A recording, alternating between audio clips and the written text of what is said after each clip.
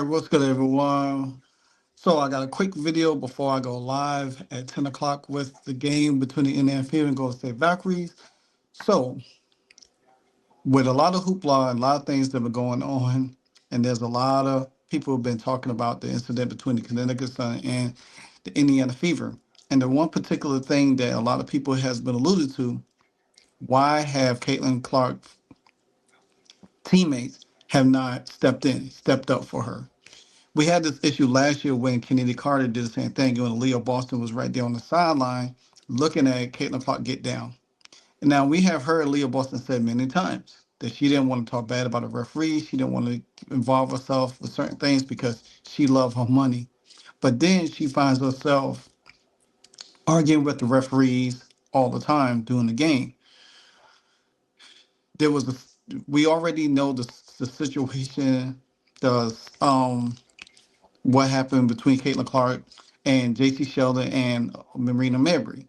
But one thing I could give credit to when it comes to defending Caitlin Clark, not like most people in the WNBA. Now, Courtney Williams has played against Caitlin Clark all last year and this year. Nafisha Carter also. But they know what it is.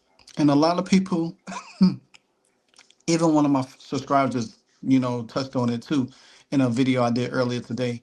And the reason why teams does this to the Indiana Fever, because plus the coaches tells them to get physical with them, plus they know that they not going to stand up for Caitlin Clark. All these certain ones will, and that's you've seen Sophie Cunningham, Damaris Johnson, Sophie Cunningham. I mean Lexi Hall, my bad, and maybe others. Aaliyah Boston from time to time will probably sneak on those in. But when an incident like this had happened, this was she should have came. Sydney Colston should have got involved. You know, you seen Sophie Cunningham, she was on the bench. She's ready to come off the bench. You know what I'm saying? To do what she needed to do.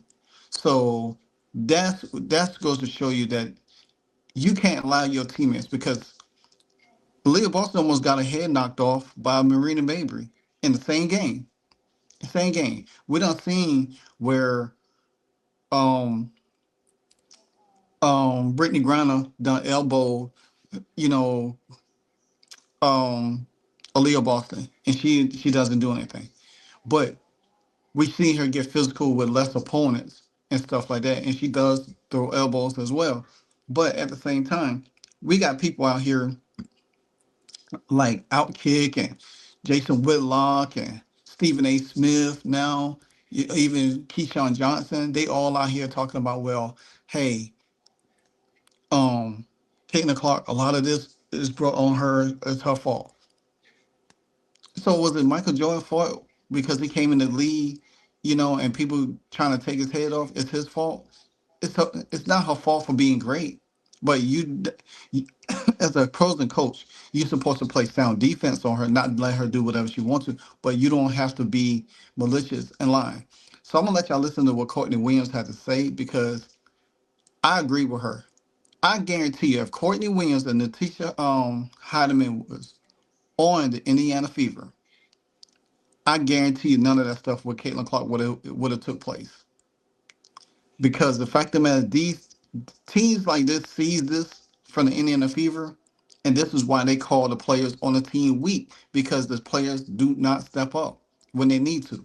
Kelsey Mitchell, you didn't see her nowhere around. You see Natasha Howard going around slightly grabbing Marina Mabrey. Snatch her up. That's what you're supposed to do. Snatch her up. Here's the clip. Look, they showing them. Look at me. Cooler edge prevailed. Hey. He was up 10 at this point. Hey, we would have been crashing our team. Courtney, if somebody ever tackles you like that, Nobody would ever tackle me like that. They would play with Bridget like that, and then we would have to take it up there. okay. You see what I'm saying? But I'm just saying. Nobody would ever play with me like if that. that ever happened, you better crash out behind me, because I'm crashing out behind you. T, We can share the same jail cell.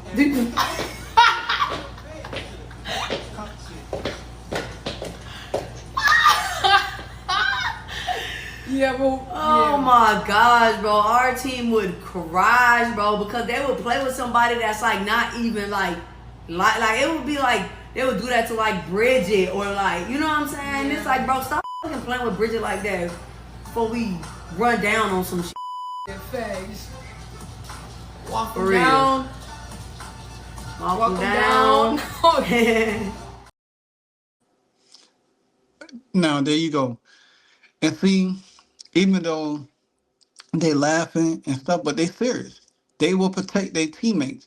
That's what you're supposed to do. Teammates supposed to protect teammates at all costs, not sit there and allow your teammate to get bumped down. People sitting there coming out talking about, oh, well, she got bumped by Marina Mabrey, she flopped. Somebody come up behind you and bumping you. What you supposed to? And then she was off balance because she was so busy tending to her face, her eye, because J.C. Sheldon scratched her eye. You know, and then not only that, J.C. Sheldon did it again, poked her in her eye twice in the same game. So y'all want to sit there and talk about the league is physical, but at the same time, y'all don't want to take accountability for the nonsense. There's no reason why Caitlyn should be targeted the way she's been targeted in the game. Nobody's going to do Paige like that. Nobody's going to do Alyssa Thomas like that. Nobody's going to do any of them other players like that. No. We, like I just mentioned before, we seen Angel Reese poke Kiki Airfin and I, and all that smoke Airfin had for Sophie Cunningham, she ain't had none for Angel Reese. See, these players in this league are part-time, the thugs, wannabes. But there's no excuse for Caitlin Clark teammates, and I'm saying teammates, only 3 of them should be standing up for her. Then after the situation calmed down, you seen Sydney Colson grabbing her, moving her to the side. You see Leah Boston just slightly rubbing her eye. When Caitlin Clark always gives you inspiration, always when you down, she's there to hug over you and whatever the case may be. Say what you may, and I'm just gonna say it. I really don't care.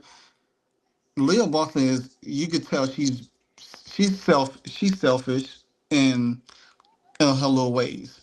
She could be a nice person, but you could tell she has a little selfishness. Because you got to think about it. She was the number 1 pick, so the team's supposed to be hers until Caitlin Clark came. Now, they done played against each other. They know each other from back then. I don't know their relationship from back then. But to me, it seems that way. But nevertheless, you should never let your teammates take the fall the way it is. You should never let that happen. There's some teams in the W that don't even play that way. New York don't even play that way. Minnesota doesn't play that way. And I'm sure the Golden State Valkyries is not going to play that way tonight.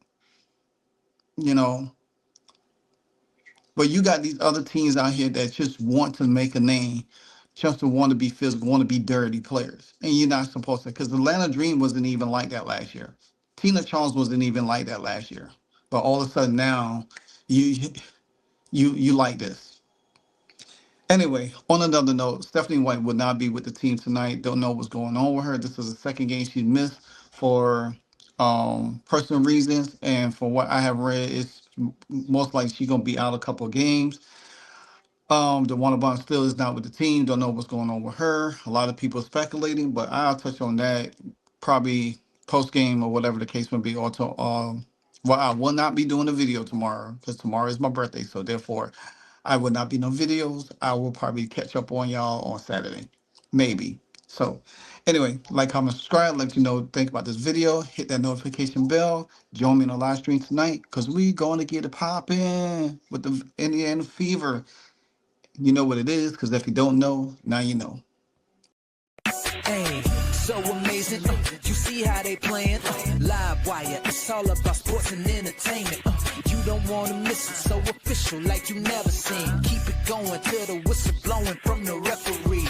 Everything from highlights and stats. You know that we gotta run it back, whether on the field or the court. You know that this is where it's at. Subscribe, no delaying.